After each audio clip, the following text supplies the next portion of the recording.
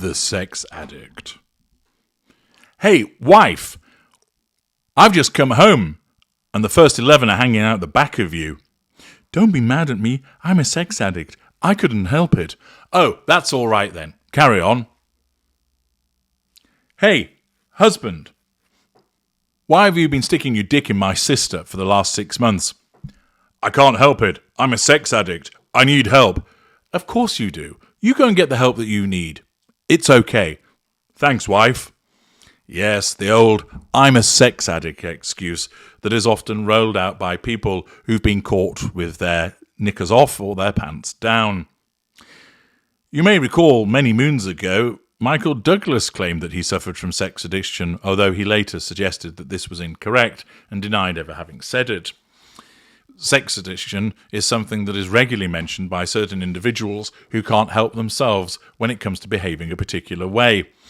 That they can't help but keep fucking everybody around them, that they would bang a barber's floor, that they have repeated extramarital relations and then blame it on being a sex addict, as if to say, I can't help it, my pants just fall off, and they end up hanging out the back of people.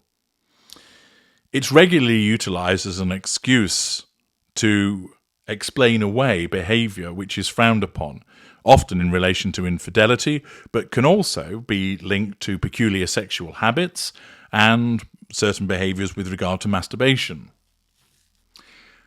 But what many people don't realise is that sex addiction is actually the behaviour of a narcissist, and commonly a somatic or elite narcissist. What happens is, sex is a major method of seduction. It enables the narcissist to control people by having sex with them, to receive fuel by way of their responses, all of the oohs, the ahs, and give it to me, baby, And furthermore, the narcissist gets the residual benefit, because we have nerve endings too, and it feels pleasurable. Accordingly, sex ticks the boxes of control, fuel, and residual benefits. It also is often, and I've explained about this previously, bundled up with love and intimacy, which means that it becomes a very heady cocktail for the control of an empathic victim, many of whom are guided by corrupted love devotee traits. Their emotional thinking soars, resulting in them believing that all of the copious sexual activity that's occurring with the unknown narcissist is as a consequence of love and affection and intimacy. And that causes them to come all the sooner under control. The narcissist uses sex because it's one of the most effective ways of getting to the prime aims. And if you'd like to learn more about it, you really ought to read my book, Sex and the Narcissist. Your jaw will be on the floor. You can obtain that on Amazon or in the Knowledge Vault, link in the video description. The narcissist will engage in using sex, and lots of it, not every narcissist but many, for the purpose of bringing somebody under control. The narcissist also engages in that behaviour as part of devaluation, that they seek to bring an intimate partner's secondary source under control and thus use sex, cheating on their current partner. That they may insist on having lots of sex with their partner even when they don't want to, stretching the boundaries in relation to consent.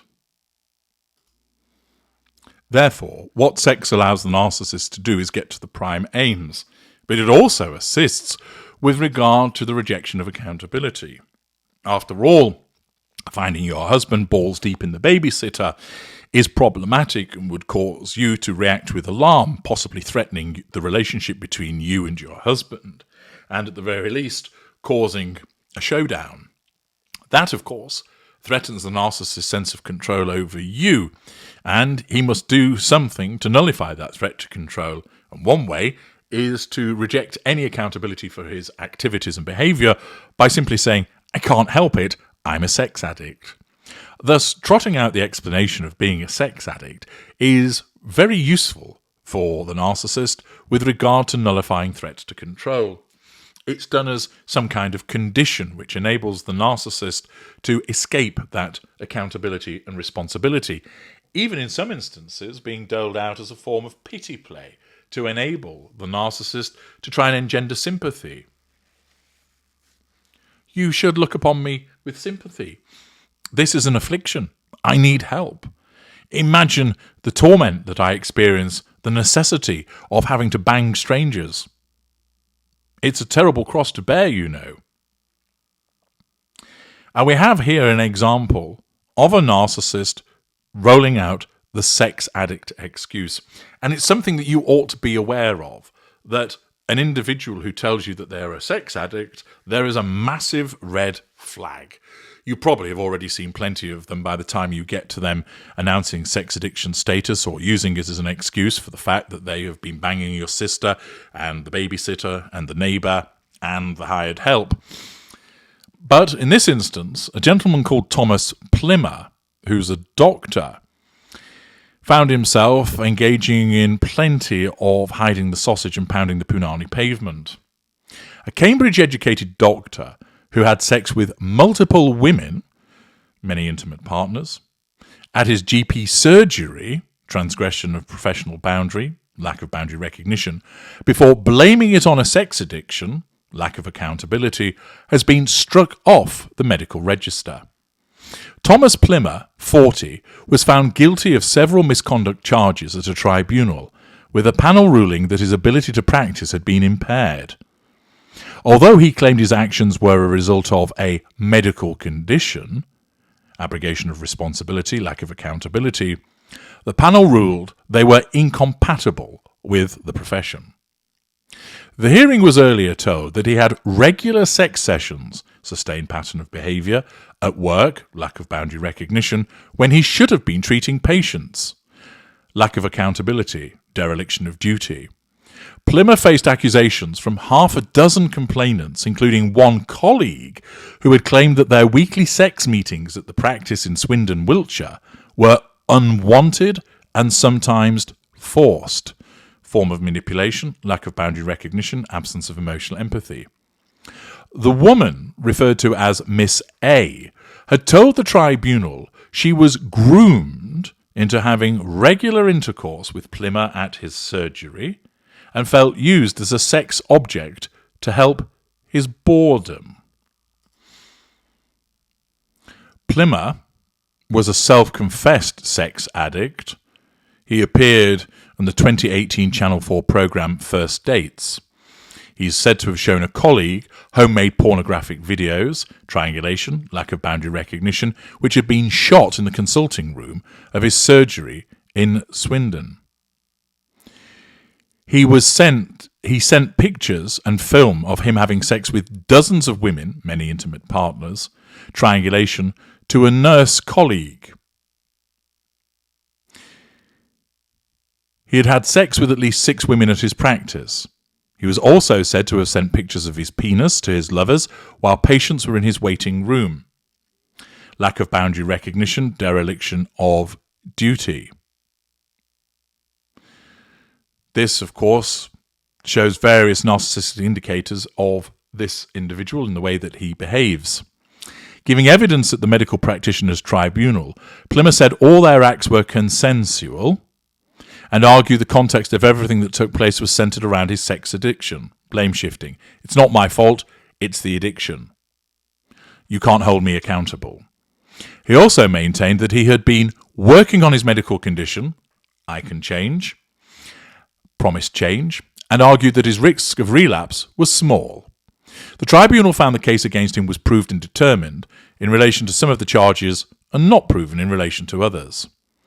Claire Lindley, the tribunal chairwoman, said, "The tribunal has decided your misconduct is incompatible with being a doctor, and therefore the decision made is to erase your name from the medical register."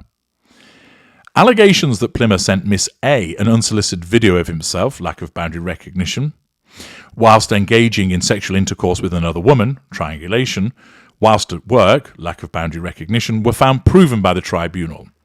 It said the doctor at some point knew Miss A was vulnerable, exploitation of vulnerable victim. The doctor had already admitted engaging in oral sex with another woman, known as Miss B, in the GP surgery during working hours, lack of boundary recognition.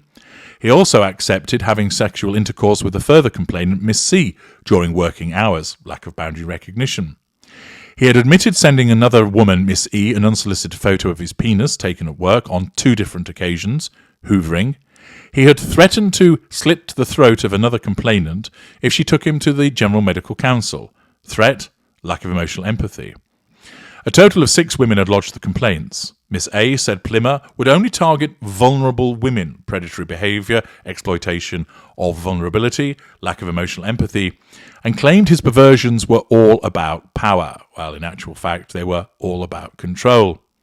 He knew he was in a position of power, Miss A added. Those scars will be there forever. It has completely impacted my life. Plimmer told the tribunal seeking out sexual activity felt like a need, and I did lie, lack of responsibility and accountability, to get that need met, and I was not honest with people. But there was no sense of me enjoying this because I like lying, or it gives me power, or it gives me control. They were all byproducts of trying to meet my need. I am sincerely apologetic to everyone I've lied to, false contrition, and the consequences it had towards patients and not being there to care for them. I feel immense shame for everything I did. Thus, a clear narcissist who exhibits repeated actions throwing his sense of entitlement, an absence of emotional empathy, a complete lack of accountability for his actions, both in terms of what he did and thereafter saying, I couldn't help it, it was my sex addiction.